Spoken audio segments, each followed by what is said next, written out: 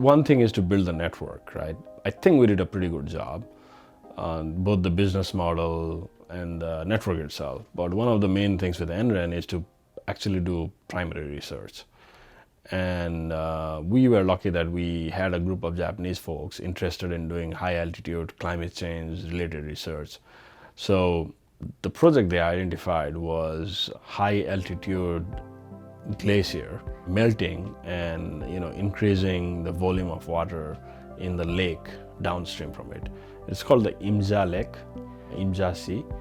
Basically, it's a high altitude lake formed by the melting glacier, but at that altitude, because of the moraine, it keeps on getting bigger and bigger.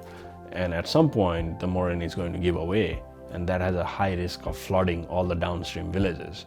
And back then, as part of the research on how fast the glacier was melting, a good measure was going to be how fast the surface of the lake was increasing.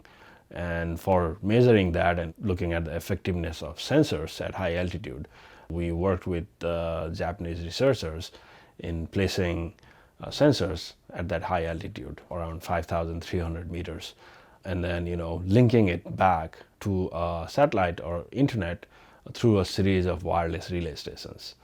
And so we did 2 relay stations at around 5,400 meters, and then back to the small town of Namche, from where it was beamed up via a satellite to the rest of the world. Right, so that was one of the earliest projects, and we learned a lot of things around that.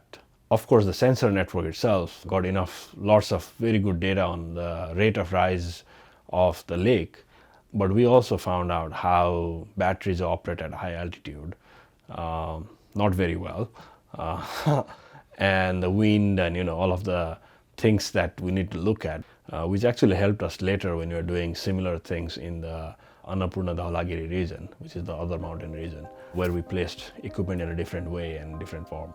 It did pioneer a bunch of things because it was IPv6 based sensor networks, and the data was being collected with this thing called field servers and then beamed back up. And in good weather, we could actually view the mountain region from the internet because we had an IP based camera back sitting in top of a hill at 5,400 meters. But yeah, it was a good learning experience.